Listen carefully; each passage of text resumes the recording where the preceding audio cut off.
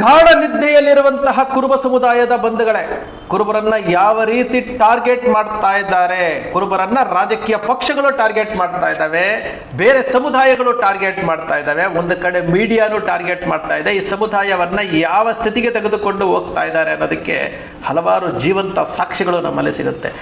2016ರಲ್ಲಿ ಜಾತಿ ಗಣತಿಯನ್ನ ಮಾಡ್ತಾರೆ. ಅಂದ್ರೆ ಸಾಮಾಜಿಕ, ಶೈಕ್ಷಣಿಕ, ಆರ್ಥಿಕ ಸಮೀಕ್ಷೆ ಅರ್ಥಾತ್ ಜಾತಿ ಗಣತಿ ಮಾಡ್ತಾರೆ. ಸಿದ್ದರಾಮಯ್ಯನವರು ಮುಖ್ಯಮಂತ್ರಿ ಆಗಿರ್ತಾರೆ. 2016ರಲ್ಲಿ ಒಂದು ತಿಂಗಳಲ್ಲಿ ಮನೆ ಮನೆ ಸಮೀಕ್ಷೆ ಆಗುತ್ತೆ. ಕಾಂತರಾಜ್ ಅವರು, ಹಿಂದುಳಿದ ವರ್ಗದ ಆಯೋಗದ ಅಧ್ಯಕ್ಷರಾದಂತಹ ಕಾಂತರಾಜ್ ಅವರು 2 ವರ್ಷಗಳಾದರೂ ಸಹ ಅದು ಪೂರ್ಣಗೊಳಿಸೋದಿಲ್ಲ. 2018ಕ್ಕೆ ಆ ವರದಿ ಹೊರಗಡೆ ಬರೋದಿಲ್ಲ. ಸರ್ಕಾರ ಹೋಗುತ್ತೆ, ಸಮ್ಮಿಶ್ರ ಸರ್ಕಾರ ಬರುತ್ತೆ, ಬಿಜೆಪಿ ಸರ್ಕಾರ ಬರುತ್ತೆ. ಅದಾದ ನಂತರ 10 ವರ್ಷಗಳ ನಂತರ ಮತ್ತೊಮ್ಮೆ ಕಾಂಗ್ರೆಸ್ ಪಕ್ಷ ಅಧಿಕಾರಕ್ಕೆ ಬರುತ್ತೆ. ಅಧಿಕಾರಕ್ಕೆ ಬಂದಾಗ ಅದನ್ನ ಕ್ಯಾಬಿನೆಟ್ ಅಲ್ಲಿ ಇಟ್ಟು ಅದನ್ನ ಬಿಡುಗಡೆ ಮಾಡಲಿಕ್ಕೆ ಹೋಗ್ತಾರೆ, ವಿರೋಧ ವ್ಯಕ್ತಪಡಿಸ್ತಾರೆ, ತಾಂತ್ರಿಕ ಕಾರಣ ಕೊಡ್ತಾರೆ, ಎಲ್ಲವೂ ಆಗುತ್ತೆ. ಅದಾದ ನಂತರ ಸೆಪ್ಟೆಂಬರ್ ಅಲ್ಲಿ ಗಣತಿ ಆಗುತ್ತೆ. ಇವತ್ತು ಮೊನ್ನೆಯ ದಿವಸ ಸಿದ್ದರಾಮಯ್ಯನವರು ರಾಜೀನಾಮೆ ಕೊಡುವ ದಿವಸ, ಇಂದಿನ ದಿವಸ ಆ ವರದಿಯನ್ನು ಅಂಗೀಕರಿಸಿದ್ದಾರೆ.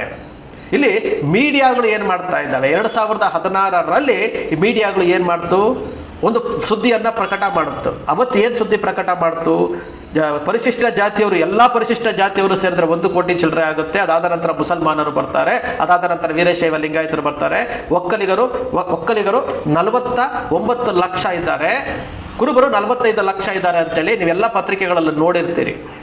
ಈಗ 2026ರಲ್ಲಿ ಜಾತಿ ಗಣತಿ ವರದಿ ಬಿಡುಗಡೆ ಆಗಿದೆ ಅಂತೇಳಿ ಇನ್ನೂ ಸಹ ಮುಖ್ಯಮಂತ್ರಿಗಳಿಗೆ ಇವರು ವರದಿನೇ ಕೊಟ್ಟಿಲ್ಲ. ಆಗಲೇ ಪತ್ರಿಕೆಗಳಲ್ಲಿ ಪ್ರಕಟ ಆಗುತ್ತೆ, ಮೀಡಿಯಾಗಳಲ್ಲಿ ಪ್ರಕಟ ಆಗುತ್ತೆ. ಒಕ್ಕಲಿಗರು 60 ಲಕ್ಷ, ಕುರುಬರು ಮತ್ತದೇ 45 ಲಕ್ಷ ಅಂತ ತೋರಿಸ್ತಾರೆ. ಒಕ್ಕಲಿಗರು 60 ಲಕ್ಷ, ಕುರುಬರು 45 ಲಕ್ಷ. ಅಂದ್ರೆ 2016ರಲ್ಲೂ ಕುರುಬರು 45 ಲಕ್ಷ ಇದ್ರು, ಈಗಲೂ ಕುರುಬರು 45 ಲಕ್ಷ ಇದ್ದಾರೆ ಅನ್ನೋ ರೀತಿಯಲ್ಲಿ ತೋರಿಸ್ತಾ ಇದ್ದಾರೆ. ಒಕ್ಕಲಿಗರು ಅವತ್ತು 49 ಲಕ್ಷ ತೋರಿಸಿದ್ರು, ಇವತ್ತು 60 ಲಕ್ಷ ತೋರಿಸ್ತಾ ಇದ್ದಾರೆ. ಅಂದ್ರೆ 10 ವರ್ಷಗಳಲ್ಲಿ ಒಕ್ಕಲಿಗರು 11 ಲಕ್ಷ ಜನಸಂಖ್ಯೆ ಹೆಚ್ಚಾಗಿದೆ, ಕುರುಬರು 45 ಲಕ್ಷದಲ್ಲಿದ್ದಾರೆ ಅನ್ನೋ ರೀತಿಯಲ್ಲಿ ಬಿಂಬಿಸ್ತಾ ಇದ್ದಾರಲ್ಲ. ಇದು ಎಷ್ಟು ನೋವು ಕೊಡುತ್ತಲ್ವ ಇದು. ಈ ಮಾಧ್ಯಮಗಳಿಗೆ ಪ್ರಚಾರದ ತೆವಲು ಹುಚ್ಚು ಈ ಸಮುದಾಯವನ್ನ ತುಳಿಬೇಕು ಅಂತ ಹೊರಟಿರುವಂಥವರಿಗೆ ನಾನು ಮಾಧ್ಯಮಗಳನ್ನು ಸೇರಿ ಎಲ್ಲ ರಾಜಕೀಯ ಪಕ್ಷಗಳನ್ನು ಸೇರಿ ಈ ಸಮುದಾಯವನ್ನ ಯಾವ ರೀತಿ ನಡೆಸ್ಕೊಳ್ತಾ ಇದ್ದಾರೆ ಅನ್ನೋದಕ್ಕೆ ಒಂದು ಜೀವಂತ ಸಾಕ್ಷಿ. ನಾವು ಪ್ರಶ್ನೆ ಮಾಡೋದಿಲ್ರಿ, ನಾವು ಕುರುಬರು ಯಾವ ರೀತಿ ಇದ್ದೀರಿ ಅಂದ್ರೆ ನಾವು ಪ್ರಶ್ನೆ ಮಾಡೋದಿಲ್ಲ. ಅಂದ್ರೆ 10 ವರ್ಷಗಳಲ್ಲಿ ಒಕ್ಕಲಿಗ ಸಮುದಾಯ 11 ಲಕ್ಷ ಹೆಚ್ಚಾಗುತ್ತೆ, ಕುರುಬರು 45 ಲಕ್ಷದಲ್ಲಿ ಇರ್ತಾರೆ ಅಂತಂದ್ರೆ ಈ ರೀತಿ ಬಿಂಬಿಸ್ತಾ ಇದ್ದಾರೆ ಅಂತಂದ್ರೆ ಏನರ್ಥ? ಇದನ್ನು ನಾವು ಪ್ರಶ್ನೆ ಮಾಡೋದಿಲ್ಲ, ಇದ್ರ ಬಗ್ಗೆ ನಾವು ಯೋಚನೆ ಮಾಡೋದಿಲ್ಲ. ನಾವು ಸೋಷಿಯಲ್ ಮೀಡಿಯಾ, ವಾಟ್ಸಪ್ ಅಲ್ಲಿ ಏನ್ ಮಾತಾಡ್ತೀವಿ, ಯಾವನೋ ರಾಜಕೀಯ ಪಕ್ಷದವನು ಯಾವನ್ನೋ ಮಂತ್ರಿ ಮಾಡಿಲ್ಲ, ಇನ್ನೊಬ್ಬನೇನೋ ಮಾಡಿಲ್ಲ, ಇನ್ನೊಬ್ಬನ್ಯಾವನೋ ಇದು ಮಾಡಿಲ್ಲ ಅಂತ ಹೇಳ್ಬಿಟ್ಟು ಸೋಷಿಯಲ್ ಮೀಡಿಯಾದಲ್ಲಿ ಯಾವನ್ಗೋ ಓಲೈಸ್ಕೊಂಡು ಏನು ಜೈಕಾರ ಹಾಕೊಂಡು ಕುತ್ಕೊಂಡಿದ್ದೀವಲ್ಲ. ಈ ಸಮುದಾಯ ಪಾತಾಳಕ್ಕೆ ಹೋಗ್ತಾ ಇದೆ ಅಂತ ಅಂಕಿ ಅಂಶಗಳ ಸಮೇತ ಬಿತ್ತರಿಸ್ತಾ ಇದ್ದೀವಿ ನಾವು. ಈ ಸಮುದಾಯದ ಆಸ್ತಿ ಇದ್ದಾರೆ ಅಂತ ಹೇಳ್ತಾ ಇದ್ದೀನಿ. ಈ ಸಮುದಾಯದ ಆಸ್ತಿ ಇವತ್ತು ನೋಡಿ, ಕರ್ನಾಟಕ ಪ್ರದೇಶ ಕುರುಬರ ಸಂಘ ಯಾರೊಬ್ಬರ ಆಸ್ತಿ ಅಲ್ಲ ರೀ, ಅದು ನಿಮ್ಮದು, ನಮ್ಮದು, ಕಟ್ಟ ಕಡೆಯ ಕುರುಬನಿಗೂ ಸೇರ್ಬೇಕಾಗಿತ್ತಂತ ಆಸ್ತಿ. ಹಿರಿಯರು ಮಾಡಿಟ್ಟಿದ್ದು ಕಟ್ಟ ಕಡೆಯ ಕುರುಬನಿಗೂ ಅನುಕೂಲ ಆಗಬೇಕು, ಶಿಕ್ಷಣಕ್ಕೆ ಅನುಕೂಲ ಆಗಬೇಕು, ಅಲ್ಲಿ ಉತ್ಪನ್ನ ಆಗುವಂತ ಪ್ರತಿ ಪೈಸೆ ಸಮಾಜದವರಿಗೆ ಸೇರ್ಬೇಕು ಅನ್ನೋ ಕಾರಣಕ್ಕೋಸ್ಕರ ಆಗ್ತಾ ಇರೋದೇನ್ರಿ? ಪ್ರತಿ ಅಂಕಿ ಅಂಶಗಳನ್ನ ಅವರೇ ಆಡಿಟ್ ಮಾಡಿರುವಂತಹ ರಿಪೋರ್ಟ್ ನಲ್ಲಿ ನಾನು ಕೊಟ್ಟಿದ್ದೀನಲ್ಲ, ಅವರೇ ಮಾಡಿರುವಂತಹ ಆಡಿಟ್ ನಲ್ಲಿ 6 ವರ್ಷಗಳ ಜನರಲ್ ಬಾಡಿ ಮೀಟಿಂಗ್ ಮಾಡಿದೆ. 6 ವರ್ಷಗಳಲ್ಲಿ ಪ್ರತಿ ವರ್ಷ ನಷ್ಟ ಅಂತ ತೋರಿಸ್ಕೊಂಡು ಬಂದ್ರಲ್ಲ. 25 ಲಕ್ಷ ರೂಪಾಯಿ ಬಾಡಿಗೆ ಬರುವಂತಹ ಕಟ್ಟಡಗಳಿಗೆ 25 ಲಕ್ಷ ರೂಪಾಯಿ ಕಟ್ಟಡ ಬಾಡಿಗೆ ಬರುತ್ತೆ, ನಷ್ಟ ಅಂತ ತೋರಿಸ್ತಾ ಇದ್ರು. ಅದನ್ನ ಅಂಕಿ ಅಂಶಗಳ ಸಮೇತ ನಿಮ್ಮ ಮುಂದೆ ಇಟ್ವಿ. ಕನಕ ಗುರುಪೀಠದ ರಜತ ಮಹೋತ್ಸವದ ಹೆಸರಿನಲ್ಲಿ 1 ಕೋಟಿ 15 ಲಕ್ಷ ರೂಪಾಯಿ ದೇಣಿಗೆ ತೆಗಿತಾರೆ, 1 ಕೋಟಿ 7 ಲಕ್ಷ ರೂಪಾಯಿ ಖರ್ಚು ತೋರಿಸ್ತಾರೆ, ಒಂದೇ ಒಂದು ಪೈಸಾ ಮಠಕ್ಕೆ ಹೋಗೋದಿಲ್ಲ. ಏನಾಯ್ತು 1 ಕೋಟಿ 7 ಲಕ್ಷ? 2019ರಲ್ಲಿ ಬಸ್ಸುಗಳಿಗೆ ಕೊಟ್ಟಿರುವಂತಹ ಮುಂಗಡ ಹಣ ವಾಪಸ್ಸು ಅಂತೇಳಿ ಇಲ್ಲಿ ಏನು ಖರ್ಚಿಗೆ ತೋರಿಸ್ತಾರೆ 13 ಲಕ್ಷ ರೂಪಾಯಿ. ಅಂದ್ರೆ 13 ಲಕ್ಷ ಏನಾಯ್ತು? ಒಂದು ಚುನಾವಣಾ ಅಧಿಕಾರಿಗೆ 66.5 ಲಕ್ಷ ರೂಪಾಯಿ ನಾವು ಸಿಬ್ಬಂದಿ ವೇತನ ಅಂತ ಕೊಟ್ಟಿದ್ವಿ, ಲೆಕ್ಕಾಚಾರ ಕೇಳಿದ್ರೆ ಇಲ್ಲ. 1 ಕೋಟಿ 49 ಲಕ್ಷ ರೂಪಾಯಿ ಚುನಾವಣಾ ವೆಚ್ಚ ಅಂತ ತೋರಿಸ್ತಾರೆ, ಅದಕ್ಕೆ ಲೆಕ್ಕಾಚಾರ ಇಲ್ಲ. ಬೇಕಾದಷ್ಟು ಒಂದು BWSSP ನೀರಿನ ಬಿಲ್ಲಿಗೆ 55 ಲಕ್ಷ ರೂಪಾಯಿ ಕಟ್ಟಿದ್ದೀನಿ ಅಂತ ಹೇಳ್ತಾರೆ, ಸಾಫ್ಟ್ವೇರ್ 25 ಲಕ್ಷ ಕಟ್ಟಿದ್ದೀನಿ ಅಂತ ಹೇಳ್ತಾರೆ. ಇವೆಲ್ಲವೂ ಸಹ ಸಮಾಜದ ಹಣ ರೀ. ಇದೊಂದು ನಿದರ್ಶನ. ನಾವು ಇದನ್ನ ಪ್ರಶ್ನೆ ಮಾಡಕ್ಕೆ ಹೋದ್ರೆ ಗುಂಡಾಗಳನ್ನ ಬಿಟ್ಟು ಎದುರಿಸ್ತಾರೆ, ಫೋನ್ಗಳನ್ನ ಮಾಡಿ ಎದುರಿಸ್ತಾರೆ. ಅಂದ್ರೆ ಪ್ರಶ್ನೆ ಮಾಡಬಾರ್ದ? ಇವತ್ತು ಕಟ್ಟಡ ಕಟ್ಟುತ್ತಾ ಇದ್ದಾರಲ್ಲ, ಗಾಂಧಿನಗರದಲ್ಲಿ ಗಟ್ಟಿ ಮುಟ್ಟಾದಂತಹ ಕಲ್ಲಿನ ಕಟ್ಟಡವನ್ನ ಕೆಡವಾಕ್ಬಿಟ್ರಲ್ಲ. ಕೆಡವಕ್ಕಿಂತ ಮುಂಚೆ ಈ ಸಮುದಾಯವನ್ನ ಒಂದು ಮಾತು ಕೇಳಬೇಕು, ಸಮುದಾಯಕ್ಕೆ ವಿಷಯ ತಿಳಿಸ್ಬೇಕು ಅಂತೇಳಿ ಗೊತ್ತಿಲ್ವಾ?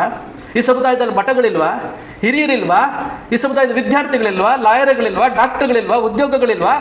ಮಹಿಳೆಯರಿಲ್ವಾ, ಅವ್ರನ್ನೆಲ್ಲ ಕೂರಿಸಿ ಈ ಥರ ಕಟ್ಟಡ ಹೊಡಿತಾ ಇದ್ದೀವಿ, ನೀವು ದೇಣಿಗೆ ಕೊಡಿ, ನಿಮ್ಮ ಪಾಲು ಇರಬೇಕು ಅಂತೇಳಿ ಕೇಳಬೇಕು ಅನ್ನಿಸ್ಲಿಲ್ವಾ? ಒಂದು ಸಮಿತಿ ಮಾಡಬೇಕು ಅಂತ ಅನ್ನಿಸ್ಲಿಲ್ವಾ? ಇಷ್ಟ ಬಂದ ಹಾಗೆ ಹೊಡೆದಾಕಿದ್ರು, ಇಷ್ಟ ಬಂದ ಹಾಗೆ ಕಟ್ತಾ ಇದ್ದಾರೆ. ಏನು ಕಟ್ತಾ ಇದ್ದಾರೆ ಗೊತ್ತಿಲ್ಲ, ಏನು ಮಾಡ್ತಾ ಇದ್ದಾರೆ ಗೊತ್ತಿಲ್ಲ, ಎಷ್ಟು ಬಾಡಿಗೆ ಬರುತ್ತೆ ಗೊತ್ತಿಲ್ಲ, ಆ ಬಾಡಿಗೆ ಯಾವ ರೀತಿ ಹಂಚಿಕೆ ಆಗುತ್ತೆ ಗೊತ್ತಿಲ್ಲ. ಉತ್ತರ ಕರ್ನಾಟಕ ಭಾಗದ ದಾವಣಗೆರೆಯಿಂದ ಮೇಲ್ಗಡೆ ಬೀದರ್ವರೆಗೂ ಉತ್ತರ ಕರ್ನಾಟಕ ಭಾಗದಲ್ಲಿ 50% ಬರುವಂತಹ ಬಾಡಿಗೆ ಹಣ ಕೊಡಬೇಕು ಅಭಿವೃದ್ಧಿಗೆ ಅಂತೇಳಿ ಕೇಳ್ತಾ ಇದ್ದೀವಿ. ಅದ್ರ ಬಗ್ಗೆ ಚಕಾರ ಇಲ್ಲ. ಇವತ್ತು ನಾನು ನಮ್ಮ ಕಟ್ಟಡ ಕಟ್ಟೋದಕ್ಕೆ ಇವರು ಸಮಿತಿ ರಚನೆ ಮಾಡಿದ್ರೆ ನನ್ನ ಕೈಯಲ್ಲಾದಂಥ ಹಣ ನಾನು ಕೊಡ್ತಿದ್ದೆ. ಈಗ ವಿಡಿಯೋ ನೋಡ್ತಾ ಇರುವಂಥ ನೀವು ಸಹ ಅಟ್ಲೀಸ್ಟ್ ನಿಮ್ಮ ಕೈಯಲ್ಲಾದಂಥ 10 ರೂಪಾಯಿ, 20 ರೂಪಾಯಿ, 100 ರೂಪಾಯಿ, 1000 ರೂಪಾಯಿ, 5000 ರೂಪಾಯಿ ಕೊಡ್ತಾ ಇದ್ರಿ, ನಿಮ್ಮ ಪಾಲು ಇರ್ತಿತ್ತು. ಇದನ್ನ ಪ್ರಶ್ನೆ ಮಾಡಿದ್ರೆ ನಾನು ವಿಲ್ಲನ್ನು, ನಮಗೆ ಏನೇನು ಹಿಂಸೆಗಳು ಕೊಡಬೇಕು ಎಲ್ಲವನ್ನ ಕೊಡಲಿಕ್ಕೆ ನೋಡ್ತಾರೆ. ಯಾತಕ್ಕೆ? ಇದು ಒಂದು ಸ್ಯಾಂಪಲ್ ಅಷ್ಟೇನೆ. ಆದರೆ ಈ ಸಮುದಾಯದಲ್ಲಿ ಹುಟ್ಟಿದ್ದೀವಿ ಅಂತಂದಾಗ ಈ ಸಮುದಾಯದ ಋಣ ನಮ್ಮ ಮೇಲೆ ಇದೆ. ಸಂಗೊಳ್ಳಿ ರಾಯಣ್ಣನ ವಂಶದಲ್ಲಿ ಹುಟ್ಟಿದ್ದೀವಿ, ಅವನ ರಕ್ತ ನಮ್ಮ ಮೈಯಲ್ಲಿ ಹರಿತಾ ಇದೆ. ಅಹಲ್ಯಾಬಾಯಿ ಹೋಳ್ಕರ್ ವಂಶದಲ್ಲಿ ಹುಟ್ಟಿದ್ದೀವಿ, ಹಕ್ಕಾಬುಕ್ರ ವಂಶದಲ್ಲಿ ಹುಟ್ಟಿದ್ವಿ, ಚಂದ್ರಗುಪ್ತ ಮೌರ್ಯನ ವಂಶದಲ್ಲಿ ಹುಟ್ಟಿದ್ದೀವಿ. ಈ ಅನ್ಯಾಯ ನಡೀತಾ ಇದೆ ಅಂತಂದಾಗ ನೋಡ್ಕೊಂಡು ಸುಮ್ಮನೆ ಇಟ್ಕೊಂಡು ಬಕೆಟ್ ಹಿಡಿಯುವಂತಹ ಕೆಲಸ ನಾವು ಮಾಡೋದಿಲ್ರಿ. ನಮಗೆ ಗೊತ್ತಿರುವಂತಹ ಮಾಹಿತಿಗಳನ್ನು ಸಮುದಾಯದ ಮುಂದೆ ಹಂಚಿಕೊಳ್ತಾ ಇದ್ದೀವಿ. ಯಾರಾದರೂ ಯಾವಾಗಾದ್ರೂ ಒಬ್ಬರಾದ್ರೂ ಎಚ್ಚೆತ್ಕೊಳ್ತಾರ ಅಂತ ಈ ವಿಡಿಯೋ ನೋಡುವಂತಹ 100 ಜನದಲ್ಲಿ ಒಬ್ಬನಾದ್ರೂ ಎಚ್ಚೆತ್ಕೊಳ್ತಾರ ಅನ್ನೋ ಕಾರಣಕ್ಕೋಸ್ಕರ ಹೇಳ್ತಾ ಇರುವಂಥದ್ದು. ನೋವಾಗುತ್ತೆ. ಈ ಸಮುದಾಯವನ್ನ ಯಾರೂ ಸಹ ನಮ್ಮವರೇ 8 ವರ್ಷಗಳ ಕಾಲ ಮುಖ್ಯಮಂತ್ರಿ ಆಗಿದ್ರು, ವಿರೋಧ ಪಕ್ಷದ ನಾಯಕರಾಗಿದ್ರು. ಈ ಸಮುದಾಯಕ್ಕೆ ಏನು ಬೇಕು ಅಂತೇಳಿ ಕೆಲವು ಬೇಡಿಕೆಗಳನ್ನು ಮುಂದೆ ಇಟ್ವಿ, ಜನಸ್ಪಂದನದಲ್ಲಿ ನಿಂತ್ಕೊಂಡೆ ಕೊಟ್ವಿ.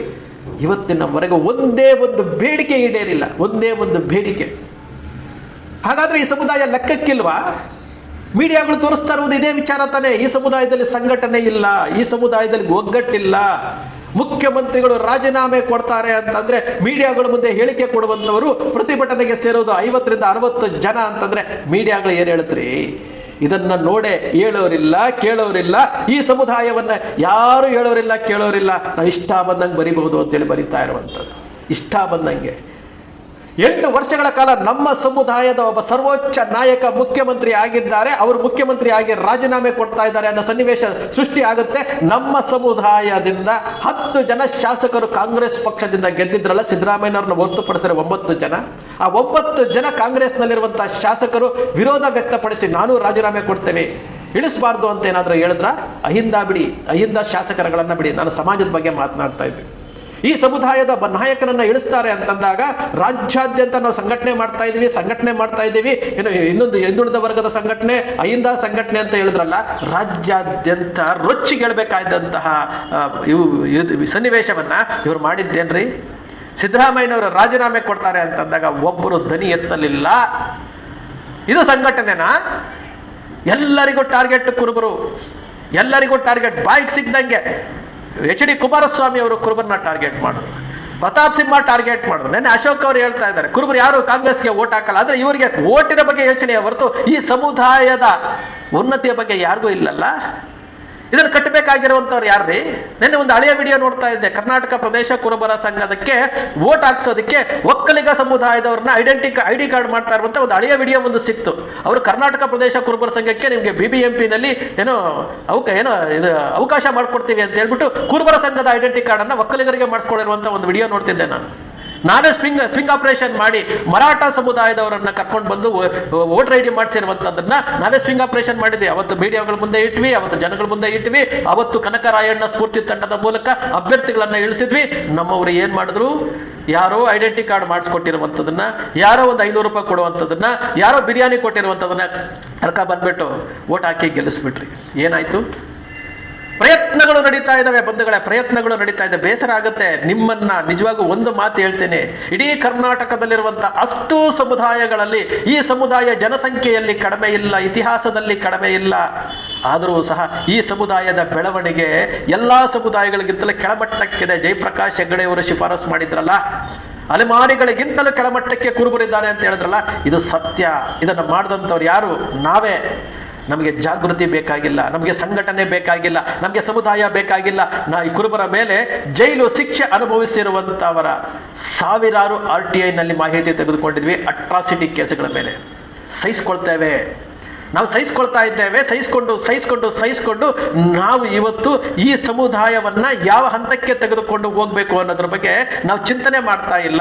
ಸಹಿಸ್ಕೊಂಡೇ ಇರ್ತೀವಿ. ಸಾಹುಕಾರಗಳ ಮುಂದೆ ಕೈ ಕಟ್ತಾ ಇದ್ದೀವಿ, ಗೌಡ್ರ ಮುಂದೆ ಕೈ ಕಟ್ತಾ ಇದ್ದೀವಿ, ಅವ್ರು ಹೇಳ್ದಂಗೆ ಕೇಳ್ತಾ ಇದ್ದೀವಿ, ವೋಟ್ ಬ್ಯಾಂಕ್ ಮಾಡ್ಕೊಳ್ತಾ ಇದ್ದೀವಿ, ಅವ್ರು ಕೊಡುವಂತ ಸಣ್ಣ ಪುಟ್ಟ ಪೈಸೆಗಳನ್ನ ಈಸ್ಕೊಂಡು ನಮ್ಮನ್ನ ನಾವು ಮಾರ್ಕೊಳ್ತಾ ಇದ್ದೀವಿ. ನಮಗೆ ಸ್ವಾಭಿಮಾನ, ಸ್ವಾವಲಂಬನೆ ಯಾವುದೂ ಇಲ್ಲ. ನಿಶ್ಶಕ್ತರಾಗಿ, ನಿಸ್ಸಹಾಯಕರಾಗಿ ಇವತ್ತು ಜೀವನ ಮಾಡ್ತಾ ಇದ್ದೀವಿ ಅಂತಂದ್ರೆ ನಮಗೆ ನಾವೇ ನಾಚಿಕೆ ಪಟ್ಕೊಳ್ಬೇಕು. ಆ ಸ್ಥಿತಿಗೆ ತಲುಪಿದ್ದೀವಿ. ಇವೆಲ್ಲ ಸ್ಯಾಂಪಲ್ಗಳು ರೀ.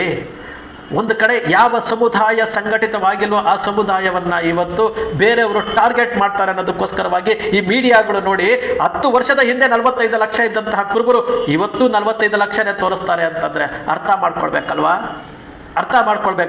ಇಲ್ಲಿ ಎಲ್ಲಿ ಲೋಪ ಆಗಿದೆ? ಈ ಸಮುದಾಯದ ಮೇಲೆ ಅಟ್ರಾಸಿಟಿ ದೌರ್ಜನ್ಯ ಆಗ್ತಾ ಇದೆ. ಅಟ್ರಾಸಿಟಿ ಕಾಯ್ದೆ ಒಳಗಡೆ ತಗೊಂಡ್ ಬನ್ನಿ ಸ್ವಾಮಿ ಅಂತೇಳಿ ಮುಖ್ಯಮಂತ್ರಿಗಳಿಗೆ ಕೇಳ್ತಾ ಇದ್ದೀವಿ, ಹಿಂದುಳಿದ ವರ್ಗದ ಆಯೋಗಕ್ಕೆ ಕೇಳ್ತಾ ಇದ್ದೀವಿ. ಯಾರು ಕೇರೆ ಮಾಡ್ತಾ ಇಲ್ಲ. ಯಾಕೆ ಅಂತಂದ್ರೆ ಈ ಸಮುದಾಯ ತಾನೇ ಇದು ಏನೂ ಕೇಳಲ್ಲ. ಒಂದಷ್ಟು ಭಾವನಾತ್ಮಕವಾಗಿ ಮಾತಾಡಿ ನೀವೇ ದೊಡ್ಡವರು ಅಂತ ತಕ್ಷಣ ಕರ್ಗೋಗ್ಬಿಡ್ತಾರೆ. ವೋಟ್ ಬ್ಯಾಂಕ್ ಆಗಿದ್ದಾರೆ ಅನ್ನೋ ಕಾರಣಕ್ಕೋಸ್ಕರವಾಗಿ ಇವರನ್ನ ಎಷ್ಟು ಹೀನಾಯವಾಗಿ ಬಳಸ್ಕೊಳ್ತಾ ಇದ್ದಾರೆ ಅಂತಂದಾಗ ನಾವು ಅರ್ಥ ಮಾಡ್ಕೊಳ್ಬೇಕಲ್ಲ. ಮನಸ್ಸಿನಿಂದ, ನೋವಿನಿಂದ ಹೇಳ್ತಾ ಇದ್ದೀನಿ ಬಂಧುಗಳೇ. ನಿಜಕ್ಕೂ ನಾವು ಆರ್ಥಿಕವಾಗಿ ಸಶಕ್ತರಲ್ಲ, ನಮ್ಮ ಹತ್ರ ಹಣಕಾಸು ಇಲ್ಲ, ಆದರೆ ಸ್ವಾಭಿಮಾನದಲ್ಲಿ ನಾನು ಶ್ರೀಮಂತ, ಸ್ವಾವಲಂಬಿಯ ಜೀವನದಲ್ಲಿ ನಾನು ಶ್ರೀಮಂತ, ಹಣಕಾಸಿನಲ್ಲಿ ನಾನು ಶ್ರೀಮಂತನಲ್ಲ. ಆದರೆ ಸಮುದಾಯದಲ್ಲಿ ಹುಟ್ಟಿದ್ದೀನಿ. ಸಮುದಾಯಕ್ಕೆ ಒಂದು ಜಾಗೃತಿ, ನಮಗೆ ಗೊತ್ತಿರುವಂತಹ ಮಾಹಿತಿಗಳನ್ನು ತಿಳಿಸಿ ಜಾಗೃತಿ ಮಾಡಬೇಕು, ಸಮುದಾಯವನ್ನು ಕಟ್ಟಬೇಕು. ನಾವು ಸಹ LKG ಇಂದ ಕಟ್ಟಬೇಕು ಅಂತ ಈಗ LKG ಕಟ್ಟುವಂತಹ ಪರಿಸ್ಥಿತಿ ಇದ್ದಂತಹ ಒಬ್ಬ ರಾಜಕಾರಣಿ, ರಾಜ್ಯ ಮಟ್ಟದ ರಾಜಕಾರಣಿ ರಾಜೀನಾಮೆ ಕೊಟ್ಟಾಗಿದೆ, ನಿವೃತ್ತಿ ಘೋಷಣೆ ಮಾಡಿ ಆಗಿದೆ. ಯಾವೊಬ್ಬ ರಾಜಕಾರಣಿ ಇಲ್ಲದಂತಹ ಏಕೈಕ ಸಮುದಾಯ. ಅದಕ್ಕೋಸ್ಕರವಾಗಿ ದಾವಣಗೆರೆಯಲ್ಲಿ ಜೂನ್ ತಿಂಗಳಲ್ಲಿ ಒಂದು ಸಭೆಯನ್ನ ಆಯೋಜನೆ ಮಾಡ್ತಾ ಇದ್ದೇವೆ. ನನ್ನ ಶಕ್ತಿಯಲ್ಲಿ ಏನಿದೆಯೋ ಅದನ್ನು ಆಯೋಜನೆ ಮಾಡ್ತಾ ಇದ್ದೀವಿ. ದಯಮಾಡಿ ಈ ಸಮುದಾಯದ ಮೇಲೆ ನಿಮಗೆ ಅಭಿಮಾನ ಇದ್ದು ಈ ಸಮುದಾಯವನ್ನು ಕಟ್ಟಬೇಕು, ಈ ಸಮುದಾಯವನ್ನು ಟಾರ್ಗೆಟ್ ಮಾಡ್ತಾ ಇದ್ದಾರೆ, ನಾವು ಸಹ ಈ ಸಮುದಾಯವನ್ನು ಕಟ್ಟುವುದಕ್ಕೆ ಕೈ ಜೋಡಿಸ್ತೀವಿ ಅಂತೇಳಿ ಮನಸ್ಸಿರೋರು ಆದರೆ ನಾವು ಡೇಟನ್ನು ಇನ್ನೊಂದು 2-3 ದಿವಸದಲ್ಲಿ ನಾವು ಡೇಟನ್ನು ತಿಳಿಸ್ತೇವೆ, ಸ್ಥಳವನ್ನು ತಿಳಿಸ್ತೇವೆ. ಬನ್ನಿ ಕುತ್ಕೊಂಡು ಚರ್ಚೆ ಮಾಡೋಣ, ಮಾತಾಡೋಣ, ಚರ್ಚೆ ಮಾಡೋಣ. ನಾವು ಮೃಷ್ಟಾನ್ನ ಭೋಜನ ನಿಮಗೆ ಕೊಡಲಿಲ್ಲ ಅಂತಂದ್ರೂ ಕೊನೆಯ ಪಕ್ಷ ಒಂದು ರೈಸ್ ಬಾತ್ ಆದರೂ ಕೊಟ್ಟು ಕಳಿಸ್ತೀವಿ. ಕುತ್ಕೊಂಡು ಮಾತಾಡೋಣ. ಬೇಸರ ಆಗುತ್ತೆ, ನೋವು ಆಗುತ್ತೆ. ಆ ನೋವನ್ನು ಹಂಚ್ಕೊಳ್ಳೋದಕ್ಕೆ ಯಾವ ಮಾಧ್ಯಮಗಳ ಮೂಲಕವೂ ಸಹ ನಮ್ಮನ್ನು ಸ್ಯಾಟಲೈಟ್ ಚಾನಲ್ಗಳು ಯಾರೂ ಸಹ ನಿಮ್ಮನ್ನು ಕರೆಯೋದಿಲ್ಲ. ನಿಮ್ಮನ್ನು ಯಾವಾಗ ಕರೀತಾರೆ ಅಂತಂದರೆ ಬೇರೆ ಸಮುದಾಯದವ್ರನ್ನ ಕೂರಿಸ್ಕೊಂಡು ಕುರುಬರನ್ನ ಟಾರ್ಗೆಟ್ ಮಾಡೋದಕ್ಕೆ ಕರೀತಾ ಇರುವಂಥದ್ದು. ನಾವು ಅದನ್ನೇ ದೊಡ್ಡದು ಅಂತ ಮಾಡ್ತಾ ಇದ್ದೀವಿ. ಫಸ್ಟು ಬಿದ್ದೋಗಿರುವಂತಹ ಕಟ್ಟಡವನ್ನು ಕಟ್ಟುವಂತಹ ಕೆಲಸ, ಸಮುದಾಯದ ಸಮುದಾಯ ಇವತ್ತು ಬಿದ್ದೋಗಿದೆ, ಮತ್ತೆ ಕಟ್ಟುವಂತಹ ಕೆಲಸ ಮಾಡೋಣ. ಬೇಸರ ಆಗುತ್ತೆ.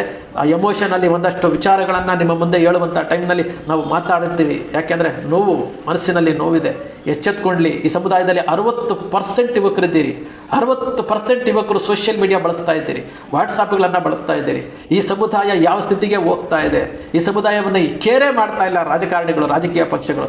ಎಚ್ಚೆತ್ಕೊಳ್ಳಿ ಸ್ವಾಮಿ, ಎಚ್ಚೆತ್ಕೊಳ್ಳಿ. ಏನೋ ಒಂದು ಕಾರ್ಯಕ್ರಮ ಮಾಡಿ ಡೊಳ್ಳೊಡ್ದು ಉಗ್ಗಿ ಹಂಚಿ ಅಂತ ಮಾಡೋದಲ್ಲ.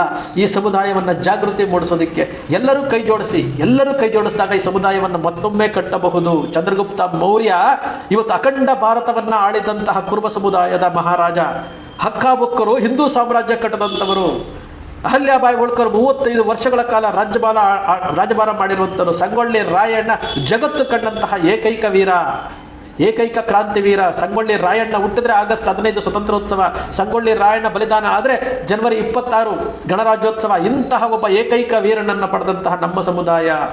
ಕನಕದಾಸರಂತಹ ಸ್ವಾಭಿಮಾನಿ, ಸ್ವಾವಲಂಬಿಯ ಒಬ್ಬ ದಾಸಶ್ರೇಷ್ಠ, ಇಂತಹ ಸಮುದಾಯದಲ್ಲಿ ಹುಟ್ಟಿರುವಂಥವರು ನಾವು ಇವತ್ತು ನಿಶ್ಶಕ್ತರಾಗಿ ನಿಸ್ಸಹಾಯಕರಾಗಿ ಜೀವನ ಮಾಡ್ತಾ ಇದ್ದೀವಿ ಅಂತಂದರೆ ಒಂದು ಸಾರಿ ನಿಮಗೊಂದು ಸಾರಿ ನೀವು ಯೋಚನೆ ಮಾಡಿ ನೋಡಿ. ನಾನು ಹೇಳ್ತಾ ಇರೋದು ಸತ್ಯನ ಸುಳ್ಳ ಅಂತ ಹೇಳುತ್ತೆ. ಸಮುದಾಯದ ಜಾಗೃತಿಗೋಸ್ಕರವಾಗಿ, ಸಮುದಾಯದ ಸಂಘಟನೆಗೋಸ್ಕರವಾಗಿ ನಮಗೆ ಸಿಗಿರುವಂತಹ ಮಾಹಿತಿಗಳನ್ನು ನಿಮ್ಮ ಮುಂದೆ ಹಂಚ್ಕೊಡ್ತಾ ಇದ್ದೀವಿ. ಸಬ್ಸ್ಕ್ರೈಬ್ ಮಾಡ್ಕೊಳ್ಳಿ, ಶೇರ್ ಮಾಡಿ, ನಿಮ್ಮ ಬಂಧುಗಳಿಗೆ ಹೇಳಿ.